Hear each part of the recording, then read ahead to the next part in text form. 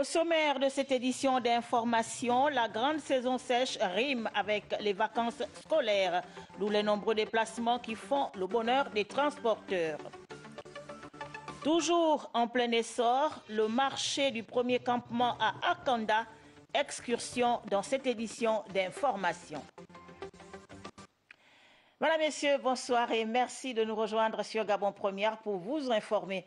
Nous ouvrons ce journal avec le récent séjour du ministre de la Forêt à Port-Gentil. Lee White est allé visiter les unités de production de bois basées dans la capitale économique du Gabon. Marius Nonda, reportage.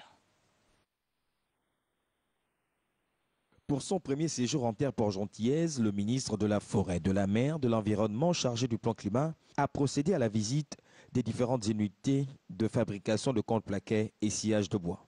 De Corawood, première compagnie du pays, à la Feeder Timber Company, dernière née des entreprises de bois dans la cité, le ministre Lee White a pu s'imprégner des difficultés du secteur. Mais je souffre, et c'est de ça dont je vais vouloir vous parler tout à l'heure. C'est 70 ans d'existence, il ne faut pas l'oublier. Ça fait partie des vieilles institutions du Gabon. Et aujourd'hui, je vous assure qu'on transpire, on se bat pour garder tout ce bébé nouveau. Pour le ministre de la Forêt, ces différents opérateurs restent un partenaire du gouvernement pour le développement du Gabon. On visite toutes les usines pour voir comment ça marche, parce que les conditions de travail sont bien, quels sont les problèmes des opérateurs, parce qu'au niveau des eaux et forêts, on est là effectivement pour contrôler que les forestiers travaillent bien, mais on est également là pour les accompagner, pour les aider à développer leurs entreprises, pour qu'ils créent plus d'emplois et qu'ils payent plus des impôts et qu'on développe le Gabon ensemble. Corawood, CBG, CPBG, FTC, GEZ, dans chacune des entreprises, le ministre de la Forêt a présenté sa vision de revalorisation des essences exploitées par les différentes industries. Profitant de son séjour au port Gentillet, le ministre de la Forêt s'est également rendu au port industriel et commercial où se trouve un important volume de l'essence du quai Vazingo. On retrouve encore une fois notre correspondant depuis Port-Gentil, Marius Nonda. Dossier chaud hérité par le nouveau ministre de la Forêt, de la Mer, de l'Environnement chargé du plan climat, celui du quai Vazingo. La visite de Lee White au port industriel et commercial de la capitale économique pose le constat de la présence d'un volume important de cette essence reparti sur 3 sites, en l'état de billes ou première transformation. Un stock de quai Vazingo coupé avant la décision d'interdiction en attente d'autorisation d'export. Si c'est coupé avant le 1er janvier 2017, il faut une publiciteuse qui atteste que c'était coupé avant. Tout ce qui a été coupé légalement, il n'y a pas de raison de ne pas le transformer et le valoriser, parce que c'est un bois qui vend très cher. Donc, tout opérateur qui est prêt à transformer pour troisième transformation le stock de Vazingo, on va rapidement auditer le stock et lui donner des autorisations de transformer. Les stocks qui sont, il n'y a pas de traçabilité, donc les stocks qui sont peut-être illégaux, là on va les saisir et le gouvernement va les vendre au bénéfice de l'État, encore une fois, dans l'objectif de valoriser ces stocks plutôt que de les laisser pour... La révalorisation du quai Vazingo à travers la 3e transformation représente pour le membre du gouvernement une niche importante pouvant apporter des capitaux dans les caisses de l'État. Aussi, il apparaît urgent pour le ministre Lee White de mettre sur pied une stratégie adaptée. Autre actualité, au grand bonheur des transporteurs, il y a de plus en plus de voyageurs. Nombreux sont notamment les scolaires qui prennent le large pour changer d'air. Le constat est de Lardingue Mamba et Alexandre Nkogé. Ce son marque le départ d'un voyage de près de 12 heures à bord du navire Sétékama, comportant 350 passagers à destination de Port-Gentil, la capitale économique. Parmi les voyageurs du jour, le jeune Morivan Mbou, enthousiaste et très heureux de retrouver les siens. Je suis excitée de remonter encore dans le bateau pour revoir encore ma grand-mère et mes amis. Des vacances bien méritées pour ce jeune de 13 ans, des passages en 3e au lycée Minkolongo de Libreville. Je vais d'abord laisser 2 semaines pour pouvoir me reposer. Après ces 2 semaines, je vais maintenant me lancer dans les activités scolaires pour préparer le BPC parce que j'ai pris une commission de partir en seconde S parce que là-bas il n'y a pas l'espagnol. Donc ça va un peu m'apaiser parce que je ne suis pas très bon en espagnol. Un voyage qui se fera en toute quiétude vu que la compagnie ne lésigne pas sur la sécurité et le confort de sa clientèle. Il faut dire que la Compagnie nationale de navigation intérieure internationale, en tant que société d'État, met un accent sur la sécurité. Nous avons instauré un système de relais, c'est-à-dire chaque 1 heure, chaque 30 minutes, les marins tournent pour essayer de s'imprégner des difficultés ou alors des besoins des passagers. En matière de brassière qu'on appelle gilet de sauvetage, nous avons révisé, nous avons réajouté. Donc pour une capacité de 350 passagers, nous sommes à 450 gilets. Tout y est pour permettre une bonne traversée de mer. 15 membres d'équipage, radar, jumelles et VAF. Vitesse maximale 7 à 1 nœud, selon le commandant de bord, Patrick Mouili. Le marché d'Akanda, on en parle également dans ce journal. Créé il y a de cela plusieurs années par les pouvoirs publics, cet espace commercial connaît depuis quelque temps un essor considérable avec une importante affluence. Suivons ce reportage de messagérien Ngo Obama et Jean de Dieu Mamboundou. L'approvisionnement en produits alimentaires de base pour les populations de la commune d'Akanda trouve son importance ici, au principal marché de la localité baptisé Petit Akandais. C'est un marché fréquenté par la population d'Akanda et les autres communautés. Les gens reviennent d'ailleurs, les prix sont les mêmes parce qu'ici, on trouve un tas de tubercules à 2000.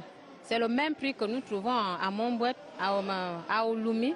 Il y a même les touristes qui viennent ici, qui viennent passer leur week-end avec nous. Composé en grande partie des produits vivriers, l'espace situé au quartier Premier Campement dans le 1er arrondissement trouve le gros de son ravitaillement auprès des marchands, essentiellement des femmes issues des zones rurales de la contrée. Le marché du Premier Campement, petit marché d'Akanda, ça existe depuis 1982, avec les vieilles mamans qui venaient vendre un peu les champignons, les feuilles de manioc, les feuilles de taro. Ils ramenaient ça des plantations à Malibé. Il faut venir visiter le marché d'Akanda pendant les week-ends. Le marché est mouvementé que les week-ends. Vous allez trouver presque un peu de tout. Même si des places non occupées sont encore visibles à notre passage ce week-end, il n'en demeure pas moins que de grands commerces commencent également à s'intéresser peu à peu à ce site prometteur pour l'économie locale. Par ailleurs, les populations de Libreville et Akanda, favorisées ce week-end en eau et en voiries urbaines, des initiatives des pouvoirs publics, leaders politiques et associatifs. Les détails dans ce reportage de messagérien Ngo Obama, Jean de Dieu Mamboundou et Guy Franklin Mangenga. Le tandem Jean-Marie Ogandaga, Chantal Anjembe, élu du premier siège de la commune d'Akanda en visite dans leur circonscription politique pour constater de visu les travaux d'aménagement effectués sur la route du quartier Malibé 1 en un linéaire de près de 10 km, ainsi que la livraison de 2 pompes hydrauliques à motricité humaine à Makwenge et à l'école publique du premier campement, promesse de campagne. Nous avons promis que le gouvernement avait prévu non seulement mettre la lumière, parce que le projet de lumière que nous avons fait depuis la route jusqu'ici, le chef de l'État a promis et nous l'avons réalisé. Mais les gens nous ont dit on ne croit plus rien, parce qu'on nous a tellement promis. Je leur ai dit, moi lorsque le gouvernement ne m'a pas dit de parler, ou bien le chef de l'État ne m'a pas dit de parler, je ne dis rien. Mais lorsqu'il a dit que je vais le faire, moi je connais mon chef d'État, je connais le chef du gouvernement, lorsqu'il promet quelque chose, il le réalise. Même son de cloche du côté des 2 écoles du PK8 où l'association des jeunes émergents volontaires du 2e arrondissement de la commune de Libreville met là à la disposition des habitants une fontaine publique. Nous avons un programme que nous avons mis en place, que nous essayons de mettre en œuvre. Donc tous les week-ends, on est sur le terrain pour réaliser au moins une pompe publique. Des activités qui donnent une visibilité importante au front d'épanouissement social du Gabon pour l'atteinte des objectifs de l'émergence escomptée. À quelques encablures de la capitale gabonaise, précisément au village Nkoltang, et dans le cadre de la mise en œuvre de son plan d'action 2019, l'association Mekemekoma vient d'organiser un week-end culturel avec pour objectif visé permettre aux enfants et aux adultes de découvrir la vie au village afin de s'approprier leurs identités culturelles. Compte rendu Andy Nel Tungui. Ignorer sa culture, c'est s'ignorer soi-même. L'apprentissage de la vie au village, la découverte des activités telles que la pêche traditionnelle, la pêche à la nasse en ligne, la danse, l'art culinaire propre à nos cultures, les membres de l'association Mekemekoma en font une priorité, d'où l'organisation de cet événement dénommé Week-end culturel. Nous sommes ici pour apprendre aux jeunes comment la pêche se passe dans nos villages. Le constat que nous faisons, c'est que les générations actuelles ils ne connaissent plus rien de nos valeurs culturelles.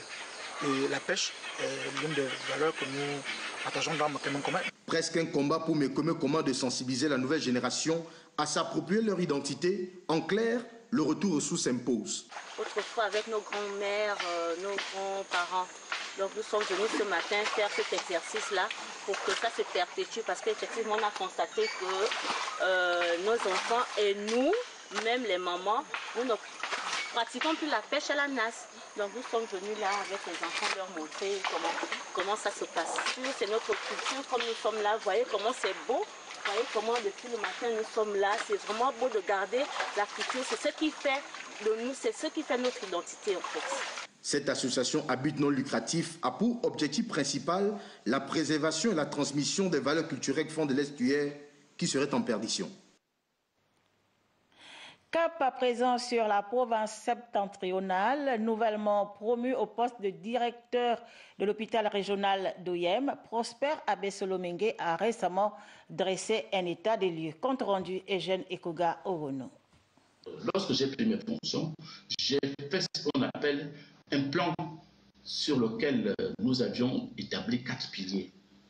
4 piliers, le premier pilier, c'était justement le problème de salubrité. Parce que lorsque vous passez de l'extérieur, même si l'intérieur n'est pas aussi réduisant comme on le souhaite, mais dès que vous passez par l'extérieur, on a déjà une image de la structure. Et nous nous sommes attelés, ça faisait partie de nos projets à court terme. Le deuxième pilier, c'est le médicament. Le médicament, nous souhaitons qu'au niveau de l'hôpital, nous disposons d'une pharmacie opérationnelle qui fasse que lorsqu'un malade arrive à l'hôpital, qu'il ne soit plus obligé d'aller dans les pharmacies de vente, mais qu'on le soigne complètement à l'hôpital et qu'on lui donne tant simplement la facture à la fin de son traitement, au moins ce malade se sentira soigné. Le troisième pilier, c'était simplement le problème de sécurité. L'hôpital n'avait pas de lumière. Vous entrez à l'hôpital, vous entrez dans le noir. Mais je pense qu'on ne peut pas travailler dans le noir, même pour placer une perfusion, on a besoin de lumière. Donc les infirmiers travaillaient dans des conditions très difficiles. Et nous, ça faisait partie également de nos problèmes. Le dernier problème, c'était la discipline.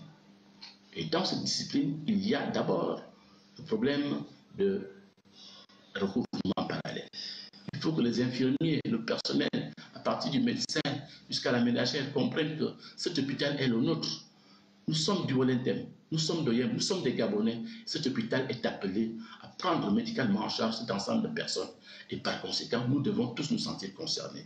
Nous de mettre de l'argent à la poche, mettez de l'argent à la caisse pour que cet argent puisse nous revenir de manière parcimonieuse. Et puis, il fallait mettre un système de communication. Il n'y avait plus de communication entre la direction et le personnel. Ils ne se parlaient plus. Et quand deux personnes ne se parlent pas, ils ne peuvent pas se comprendre. Tout cet ensemble de problèmes a entraîné ce qu'on appelle le manque de confiance entre la population et l'hôpital canadien. Ouvrons à présent une fenêtre sur l'actualité politique de cette édition d'information avec d'abord le secrétaire général du Parti démocratique gabonais qui poursuit sa tournée à l'intérieur du pays. Dodo Bungeza s'est aussi rendu dans le Haut-Togoé où il a décliné les ambitions du dit parti. Charles Obamondo, Thierry Aldo Mandaka, reportage. En route pour le Guélolo, pour la suite de ce périple interprovincial, la délégation du secrétariat exécutif du Parti démocratique gabonais a marqué un arrêt à Franceville dans le département de l'Ampassa. À cette étape, le secrétaire général a tenu à rendre ses civilités au gouverneur Elouan Zondo, l'informer du contenu et de l'objet de sa visite à travers le Gabon.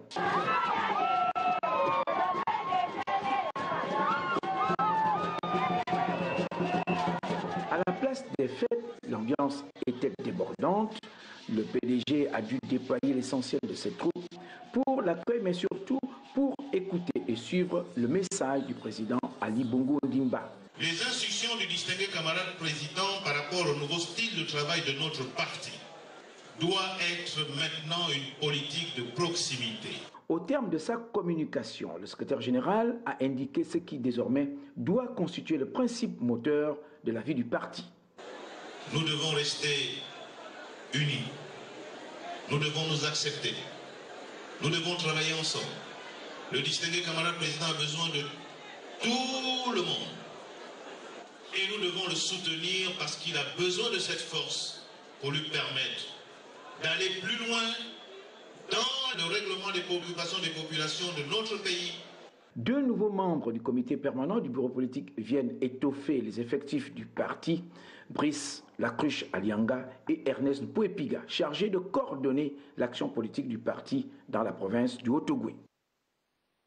Cérémonie de remise de dons de matériel ménager aux femmes du 2e arrondissement de la commune de Koulamoutou, une initiative des membres du bureau politique PDG du dit arrondissement. Il s'agit de Jean Massima et Hugues Mbadinga Madia. Venus des différents quartiers du 2e arrondissement de la commune de Koulamoutou, les mamans ont répondu à cet appel des dignes fils de la localité, Jean Massima et Hugues Mbadinga Madia, membres du bureau politique du Parti démocratique gabonais dans le dit arrondissement. Son Excellence Ali Bongo Ondimba accorde une place importante à la promotion de la femme et en juger par le vaste programme politique la décennie de la femme gabonaise. C'est donc dans cette logique, dans la dynamique du parti et la consolidation du mandat politique qui est le nôtre, dans le 2e arrondissement, avons pensé célébrer nos mères, nos sœurs, nos femmes et nos grand-mères dont la contribution à notre urbanisme ne saurait se limiter au modeste présent que nous allons vous offrir aujourd'hui. Hugues Mbadinga Madia s'est présenté à elle tout en les félicitant. Je dirais simplement merci. Beaucoup d'entre vous me connaissent, beaucoup m'ont peut-être oublié parce que ça fait un moment. Mais dans tous les cas, je suis votre fils et je suis toujours à votre disposition. Le geste symbolique de remise de dons par des initiateurs. Vraiment que Dieu lui bénisse, qu'il lui garde, qu'il lui donne longue vie. Ce sont plus de 500 cuvettes, couteaux, bassines, seaux, paniers à linge, entre autres, qui ont été distribués. Des accessoires nécessaires pour ces femmes mères qui souhaitent que ces actions se pérennisent. Séminaire politique PDG au 1er arrondissement du département de l'Ampassa, c'est à Franceville, dans le Haut-Ogooué. Le député de ce siège, Rufin Pacom Onzunga, a dirigé les dits travaux. Compte rendu Jean Romano Loubalouba et Fabrice Lembunda. Plusieurs exposés ont eu lieu, notamment sur la personnalité et la responsabilité qui incombent aux militants du Parti démocratique gabonais, ainsi que sur la charte de valeurs régissant la dite formation politique. Sans oublier la séance d'explication aux militants de base du dernier discours à la nation du chef de l'État. Nous avons pris langue avec nos populations pour que ces réunions-là maintenant soient beaucoup plus régulières. Le membre du Conseil national pour la Fédération Djoumou a entretenu les militants du Parti démocratique gabonais sur la charte de valeurs. La nouvelle vision du parti telle qu'impulsée par le distingué camarade président Ali Bongo Ondimba, c'est de rendre le militant beaucoup plus fort, beaucoup plus travailleur, beaucoup plus endurant, beaucoup plus respectueux. Faisant preuve de pédagogie, l'honorable Rufin Pacom Onzunga est revenu avec insistance sur le rôle et les missions de chaque organe constitutif du parti, dont les responsables doivent entretenir les bases sur les fondamentaux de régénération et de revitalisation qui guident désormais le Parti démocratique gabonais. Inviter les populations des villages du district de Miramba-Yara, dans la province de Lanyonga, à adhérer aux idéaux du parti. Tel était le principal message d'Emergeline Boussambe. Il a également tenu à rassurer les populations sur l'état de santé du chef de l'État. Gildas Biviga, le point. Accompagné d'une forte délégation composée des membres du bureau politique et du Conseil national, Hermenegilde Boussambe a fait le tour des villages situés dans son rayon politique, dans le cadre d'une tournée politique au cours de laquelle il a invité les populations à adhérer massivement à la politique du président Ali Bongo Ondimba en demeurant fidèle au Parti démocratique gabonais, parti au pouvoir. Le message, il est clair, c'est celui de dire aux populations que sans le Parti démocratique gabonais, il n'y a pas de développement. Le développement ne se fait nulle part ailleurs qu'à l'intérieur du Parti démocratique gabonais. C'est le parti qui est au pouvoir, c'est le parti qui gouverne, c'est le parti qui porte le président de la République à la magistrature suprême. C'est ce parti, n'est-ce pas, qui soutient sa candidature. Et donc, par conséquent, nos populations, celles de Miramba Yara, n'ont d'autre choix que de rester fidèles aux idéaux du Parti démocratique. Parce que nos populations étaient inquiètes. Je suis donc venu pour rassurer les populations, pour dire que le président de la République a eu certes des problèmes de santé, qu'il est debout, qu'il continue son œuvre à la tête de la nation gabonaise et qu'il continue de conduire le battant pavillon vers le majesté. Pas toi, on dit, mais vous ne boulons. Je te parle, ça dit, moi, tout ma foi. Vous ne boulons pas si bien. Un rendez-vous politique dans le deuxième siège de Miramba Yara qui s'est achevé dans une ambiance festive et qui a permis au candidat du PDG de renouer le contact avec son électorat qui a désormais les yeux fixés vers les futures échéances électorales dont il promet une forte majorité au Parti démocratique gabonais. Les militants et sympathisants PDG de la Fédération Basse-Nyanga ont récemment communié avec leur nouveau membre du bureau politique, Apollinaire Adonis Moudouma, avec pour objectif de traduire la vision du secrétariat exécutif du PDG, Gilda Flore Odembe. C'est dans la ferveur que les militants et sympathisants de la Fédération du canton Basse-Nyanga, dans le département de Ndougou, se sont retrouvés autour de leur membre du bureau politique Apollinaire Adonis Moudouma, par ailleurs député du 3e siège de Ndougou. Une rencontre politique qui a mobilisé les fils et filles de cette localité, attachés aux idéaux prônés par le président de la République Ali Bongo Ondimba. Ce rendez-vous a été marqué par des échanges dont les principales thématiques étaient axées sur le discours du chef de l'État du 8 juin dernier, ainsi que sur le renforcement de la personnalité du militant PDG. Des sujets développés ici par les membres de cette fédération. Dans le cadre du parti, le militant doit éviter tout excès et observer de la retenue dans la façon de se comporter. Il doit éviter de se faire remarquer négativement et veiller à la présentation de l'image du parti.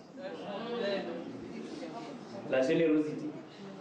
La générosité renvoie aux valeurs de bienveillance, de clémence et d'indulgence. Elle doit être une qualité fondamentale pour vivre en société, une valeur positive pour se préoccuper de la satisfaction des besoins des autres. Le membre du bureau politique, Apollinaire Adonis Moudouma, a profité de ces instants de partage pour réitérer aux PDGistes de cette partie du pays l'ambition et la détermination du président de la République à poursuivre l'œuvre de construction de l'édifice du Gabon. Nous allons refermer ce volumineux dossier politique de cette édition dans la province du Moyen-Ogoué où les militants de base et les sympathisants du Parti démocratique gabonais de la commune de Njolé se sont retrouvés récemment autour du membre du comité permanent du bureau politique, Denise Mkamne, ceci dans le cadre du week-end politique. Les détails dans le récit de Cabrel Guilan-Lemami. Le week-end politique de Njolé a mobilisé les élus nationaux et locaux du Parti démocratique gabonais. Les militants et les sympathisants de cette formation politique autour du membre du comité permanent du bureau politique, Denise Mkamne, ont débattu de deux problématiques, à savoir le décryptage du discours à la nation du 7 juin 2019 du président de la République, chef de l'État, Ali Bongo Ondimba, et la charte des valeurs de ce parti. Qu'on vienne sur le terrain, et c'est un peu de sensibiliser nos militants de base pour qu'ils s'approprient du discours du désigné camarade président Ali Bongo Ondimba. Il a été question de rappeler à l'ensemble des militants du département de la Banga-Bénié les principes qui soutiennent notre action politique pour être des citoyens exemplaires dans la société. Comme un seul homme, les militantes et militants du PDG de la Bangabigné, réunis en week-end politique en Djolé, ont affirmé la responsabilité du parti aux valeurs de cette formation politique que sont entre autres l'endurance, la générosité, le dialogue, la tolérance et la paix, pour ne citer que ces valeurs-là. De la religion, on en parle aussi dans ce journal. Les fidèles et responsables de l'église catholique paroisse Saint-André des Trois-Quartiers viennent de clore leur année pastorale. La célébration de l'Eucharistie s'est faite avec un accent particulier sur l'habit traditionnel. Cyril Bertrand Gallico et Richard Moubiwa nous en parlent. C'est un dimanche particulier pour ces fidèles de l'église catholique paroisse Saint-André des Trois-Quartiers en cette fin d'année pastorale. Pour donner une touche différente à la célébration de l'Eucharistie de ce jour, le curé a bien voulu convier ses brebis à venir habiller dans leur tenue traditionnelle. Nous avons choisi de clôturer notre année pastorale de la sorte pour revaloriser nos cultures et faire en sorte que la parole de Dieu soit vraiment du vécu, puisque la première lecture nous a invités à regarder les différentes alliances conclues entre Dieu et son peuple. En invitant son assemblée à être le reflet de la personne de Jésus-Christ et de la soumission à la parole de Dieu, Monseigneur Alexis ne s'est pas trompé sur 1 Corinthiens 6, 20. Notre comportement et notre habillement doivent montrer à qui nous appartenons. Nous croyons en un Dieu unique qui a créé le ciel, la terre, l'univers visible et invisible. Nous avons choisi cela. Parce que aimer Dieu de tout son cœur, de toute son âme, de toute son intelligence, c'est aimer tout ce qu'il a créé. Et qu'est-ce qu'il a créé? Il a créé la culture.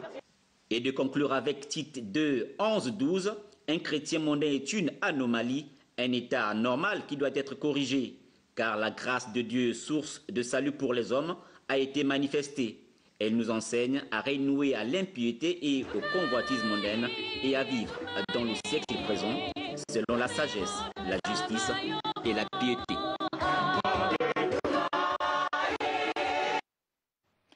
En sport, Cannes 2019, 2 jours après la finale remportée par l'Algérie, l'heure est désormais au bilan organisationnel. On note la bonne qualité des aires de jeu et la faiblesse en termes d'affluence. Le reportage est de notre envoyé spécial au Caire, Pablo Moussodjingoma.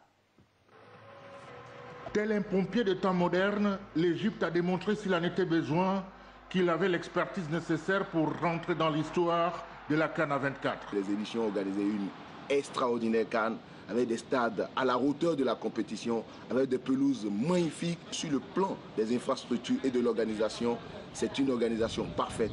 Mais ce qui a manqué à cette Coupe d'Afrique, ce sont les spectateurs. Depuis que je suis arrivé, je n'ai jamais entendu parler de braquage, je n'ai jamais entendu parler de vol ou de perte. Bon, ce qui veut dire que le bilan à ce niveau aussi est très positif. Sur le terrain des comparaisons, en 6 mois, ils ont bien organisé. En revanche, pour le travail des journalistes, ça a été assez catastrophique. On est loin, pour tout dire, du Gabon. Le Gabon, l'organisation pour la presse était quand même complètement différente. Il y a une vraie volonté de mettre en valeur la CAN et donc de faire du mieux possible. Ici, on a l'impression qu'on s'en fout un petit peu. Les salles de presse qui ferment une demi-heure, 3 quarts d'heure après un match, j'ai jamais vu ça. Égypte 2019 est donc la CAN de toutes les expérimentations. La CAN en été, la CAN à 24, la CAN en mode vidéo. Comme une œuvre humaine, ce qui n'a pas été en Égypte, le Cameroun va corriger en 2021. La CAN au Cameroun, elle sera belle et pour avoir vécu la CAN féminine en 2015, je me dis, on rentre enfin dans un vrai pays de foot où les gens vibrent pour le sport et il y aura vraiment ce côté festif qui nous a un peu manqué à cette 32e édition. Pour le moment, la CAF a sauvé les meubles. La CAN tant décriée a finalement changé de propriétaire dans les règles de l'art. Voilà, Madame, Messieurs, qui vient mettre un terme à cette édition d'information. À 23h, Wilfried Mpiga-Vwamba se fera le plaisir de vous informer. Moi, je vous dis merci de nous avoir suivis. Au revoir et à très bientôt.